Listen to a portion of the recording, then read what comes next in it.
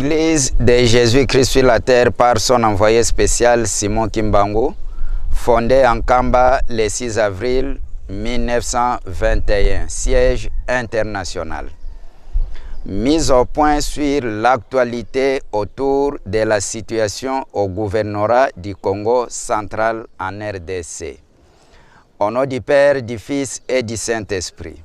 C'est avec regret que les fidèles et sympathisants de l'Église de Jésus-Christ sur la terre par son envoyé spécial Simon Kimbangu ont lu, comme tous les autres fidèles des autres confessions religieuses, comme tous citoyens congolais et expatriés résidant en République démocratique du Congo, ont lu dans les réseaux sociaux l'actualité autour de la situation à l'intérieur du gouvernorat au Congo central. Ici, nous voulons tout simplement préciser que cette situation n'a rien à voir avec l'Église kimbanguiste, encore moins en la personne de son éminence Simon Kimbangu Kiangani, parce que l'Église kimbanguiste est apolitique. Comme chaque personne, dans la vie, après un certain âge ou après ses études, cherche à s'organiser pour son avenir.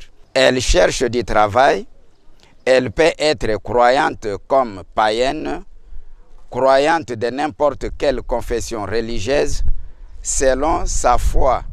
C'est le cas de mademoiselle Mimi Mouyita Anketa, qui avait trouvé mieux au gouvernorat du Congo central pour gagner sa vie, a été engagée comme assistante du gouverneur du Congo central.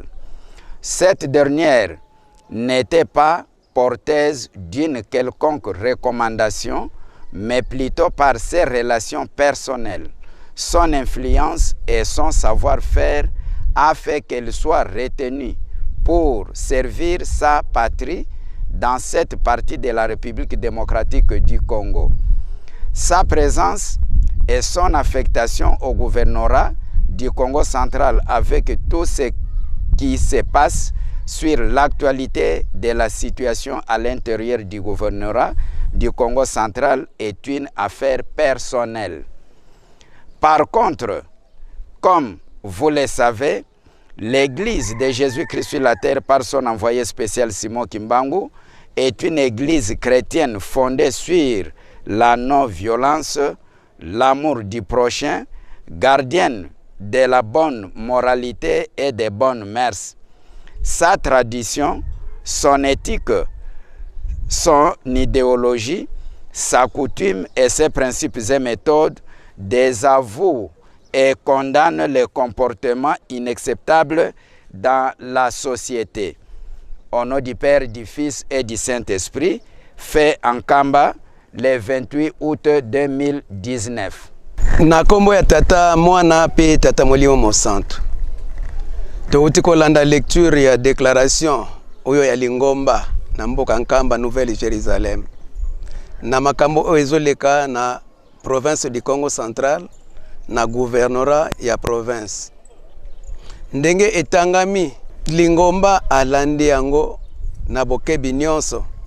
Ndenge ezoleka na ba réseaux sociaux.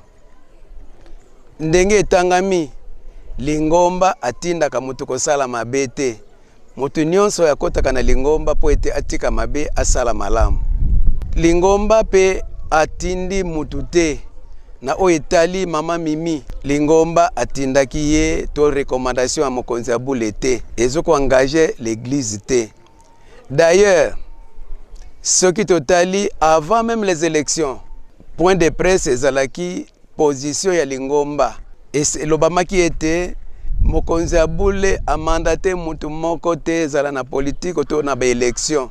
Donc Lingomba pesi déjà position na ye que chef spirituel azom apesi mandat na mutu moko te. Oyo nyonso akosala politique na ye akosala musa akende na ndenge na ye moko. Engager Lingomba te. C'est le même cas ya mama Mimi. Ye azali citoyenne congolaise. Ake koluka musala na ndenge na ye.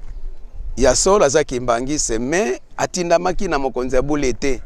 soki asali limbeba kuna asalaki contrat na mosala oya azwaki mais contrat wana ezali contrat lingomba te ezali makambo asali e azoko engager ye moko kaka ezali occasion te batu bafinga chef spirituel parce que chef spirituel atindaki ye kuna te oyo asali ezoko engager kaka ye moko ezali mawa na misala nyonso tozali ba catholique bazali ba kimbangise bazali ba protestant to ba église de réveil tango basala kambeba na ba société na bango e engageka bakonzi mangomba te ezali mawa komona ke batu bazofinga chef spirituel wana ezali ya malamu te l'État sala makambo na ye na ndenge na ye lingomba aza kosimplike na situation wana te nde yango déclaration esalami awa kopesa éclaircissement lingomba na biso etindaki mama mimi te papa diangenda avant atika biso asalaka libonde ya le 6 avril